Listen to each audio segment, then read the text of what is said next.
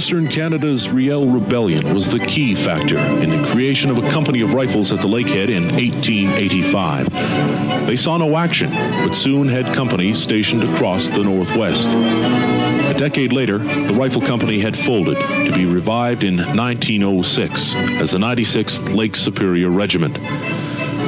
The 96 performed as home guards during the First World War. 1,800 men were trained for the Canadian Expeditionary Force in France. Many of those men served with the 52nd New Ontario Battalion, headquartered in Port Arthur. The 52nd went overseas in 1916. They remained in action until the ceasefire. Their battle honors read like a history of the Great War. Ypres, 1915, 1917. The Somme, 1916. Vimy Ridge, 1917. And Passchendaele.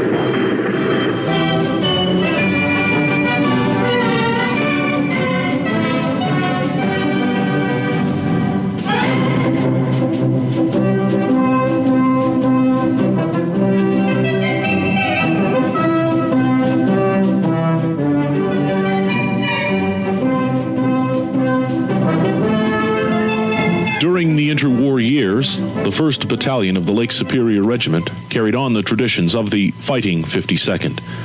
The Saturday night soldier of those years made do with outdated equipment and training methods. In May 1939, King George visited Canada. At the Lakehead, thousands cheered his arrival and watched while a guard of honor mounted by the Lake Superior Regiment was inspected. September 1st, 1939, the Second War began. The Lake Superior Regiment was not immediately mobilized as Canada prepared. They continued militia training through the first winter of the war under the leadership of Lieutenant Colonel Herbert Cook. In the spring of 1940, the Phoney War ended. The Canadian government mobilized additional battalions, among them the Lake Superior Regiment. Men enlisted from across northwestern Ontario, their early training at scattered locations throughout the Twin Cities. In October 1940, the Lake Supes were ordered to Camp Borden. Before the move, the regimental colors were deposited in St. John's Anglican Church for safekeeping.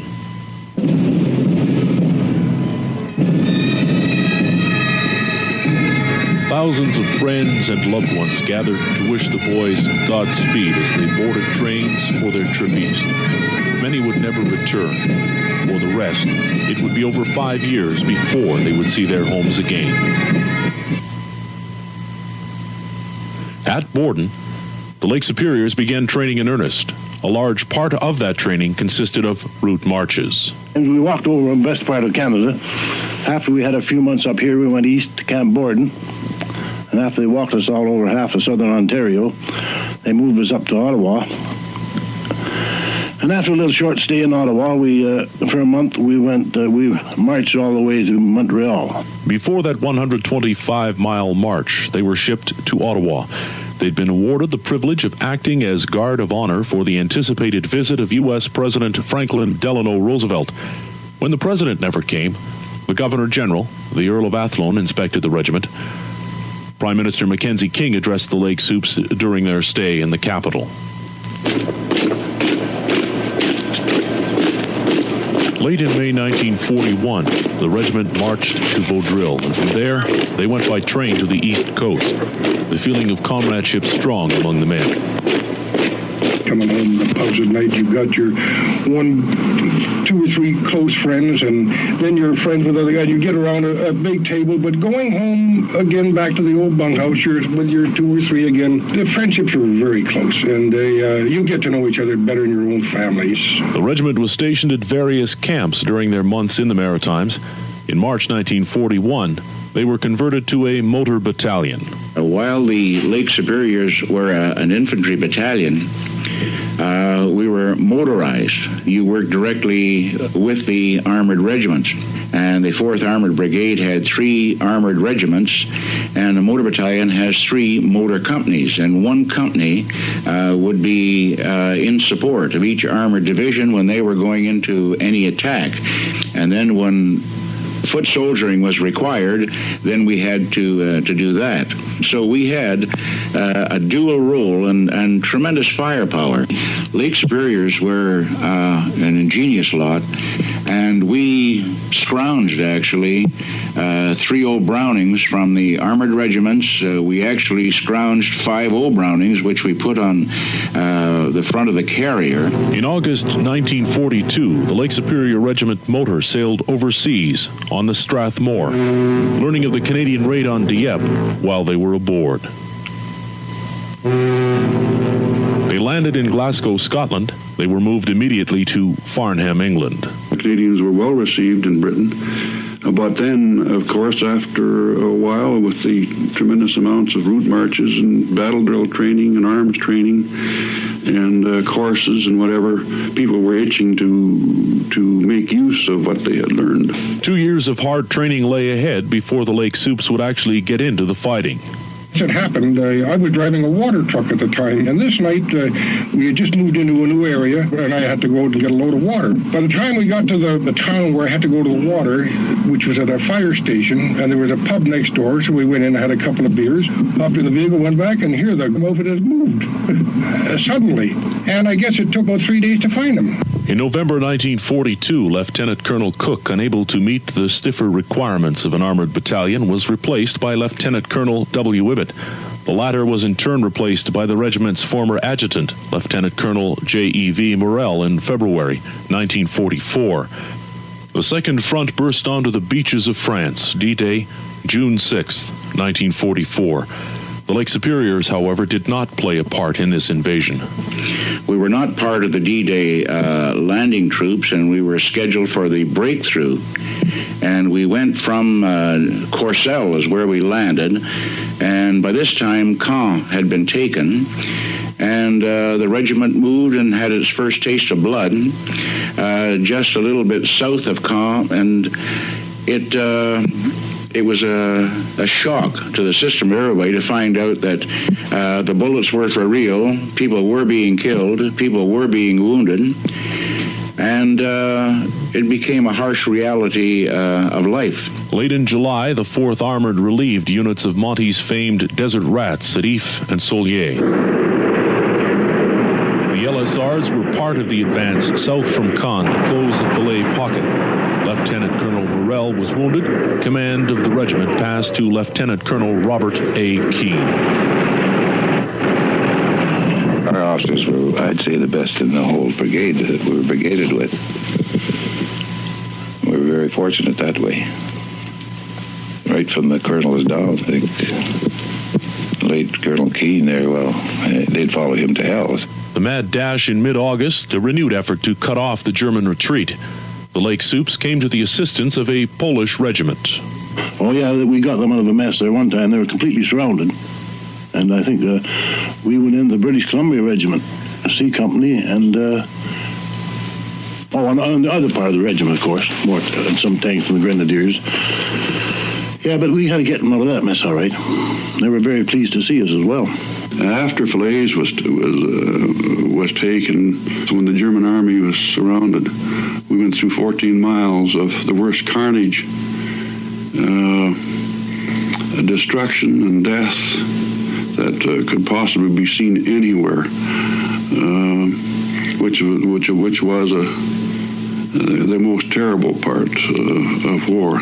The bond of trust with the tanks of the brigade, the Governor-General's Foot Guards, the Canadian Grenadier Guards, and the British Columbia Regiment was solidified in these actions. They wanted us to wear their crests on our vehicles, and wherever we went with these people, they were always calling for their Lake Supes, for these guys on foot and so on, that would give them such wonderful protection and would in fact lay down their lives for them, and they did. After Falaise, the 4th Armored chased the retreating enemy across France. Because of their mobility, the Lake Supes found themselves in the lead, their carriers mounted with 50 and 30 caliber Brownings. Pulled them off the flying fort and mounted them on carriers and half-tracks. It was kind of unheard of, but we just thought it up on our own. It wasn't an army do or nothing. At Louviers, a fully stocked German canteen was captured by the regiment. It had to be abandoned, the booty falling into the hands of Corps headquarters. Keene Force continued to lead the pursuit.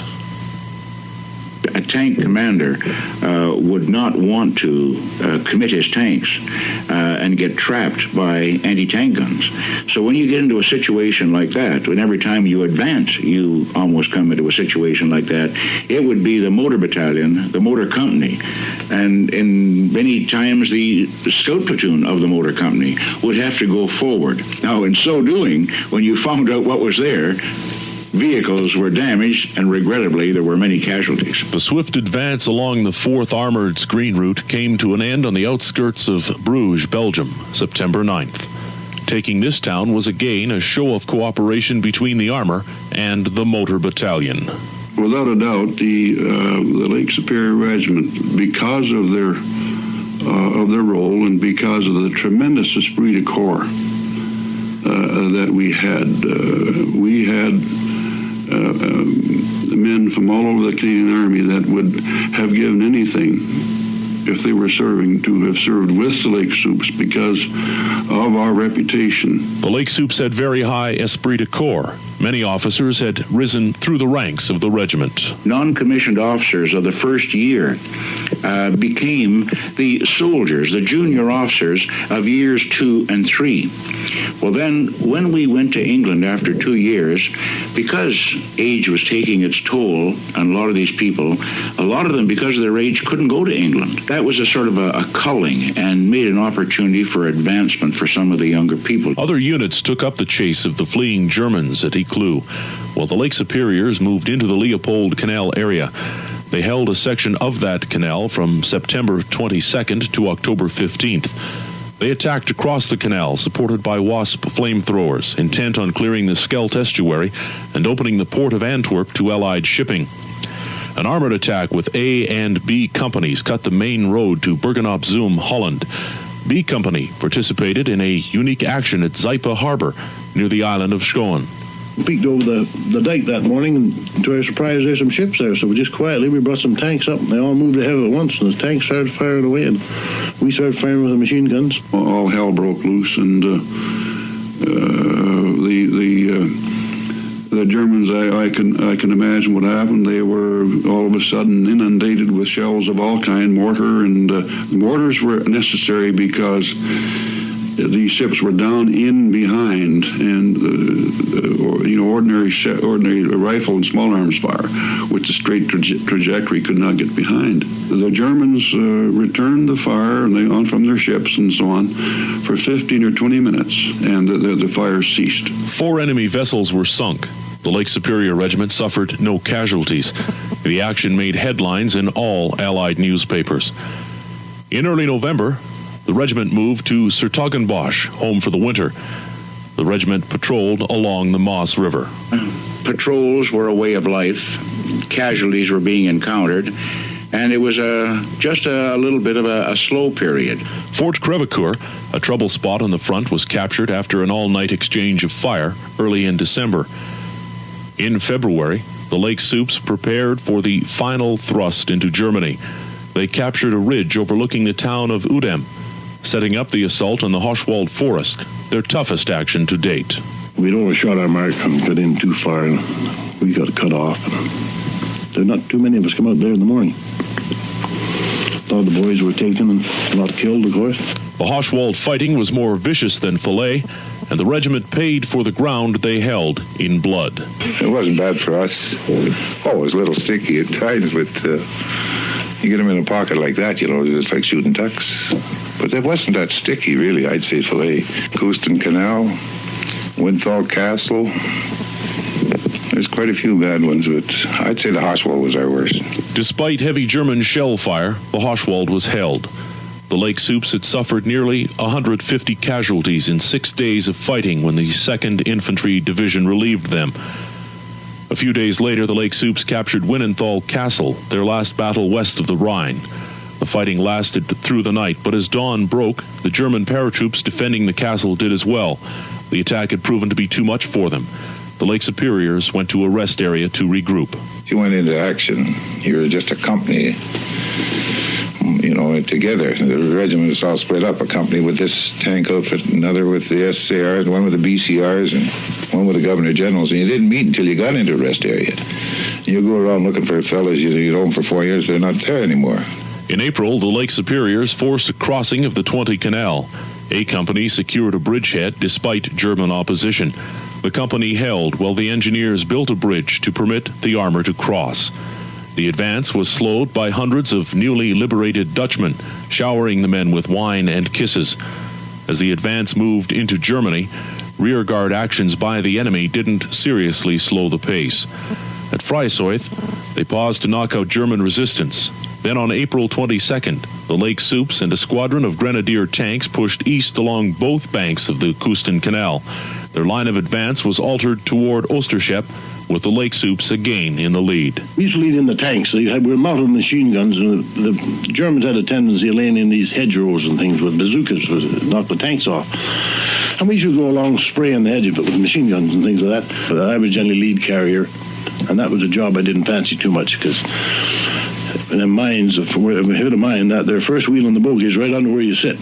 And we lost a lot of boys that way, until eventually you started putting these small Honey Stewart tanks ahead of us. The advance into Germany continued as the war in Europe drew to a close. On May 4th, 1945, the war had finally ended for them. The forward elements kept a close eye out nonetheless, just in case no one had told the armed Germans ahead of them. The Lake Superior Regiment occupied the town of Verrel briefly, but late in May, following the May 8th Victory in Europe Day, they were sent back to Hengelo, Holland. Sports, dances, entertainment, and courses on the return to civilian life occupied the troops. The ranks were depleted as many left for the war against Japan or were repatriated. The regiment even had its own newspaper. We didn't have a name. We had to get a name. And so therefore we ran a contest, and to the person that would submit the name, which would be the title of the newspaper, he would get a bottle of Johnny Walker donated by our good friend Major Tommy Murray. Our unit number was 54, and it pertained to the Forum in Rome, in the early days of Rome, when they had the Forum and all the people gathered. In November, the Lake Superior Regiment motor began their journey home.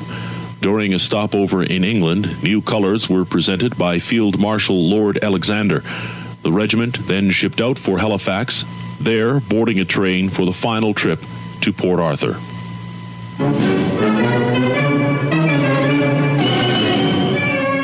During their 10 months in action, the battalion suffered nearly 800 casualties, including 8 officers and over 180 other ranks killed.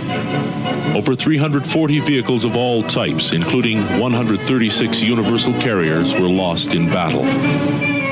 In 1948, the Lake Superior Regiment motor held its first reunion. Hillcrest Park overlooking Thunder Bay and the Sleeping Giant was dedicated to the regiment for their services during the Second World War. The story of the Lake Superior Regiment is one of bravery, courage, and comradeship.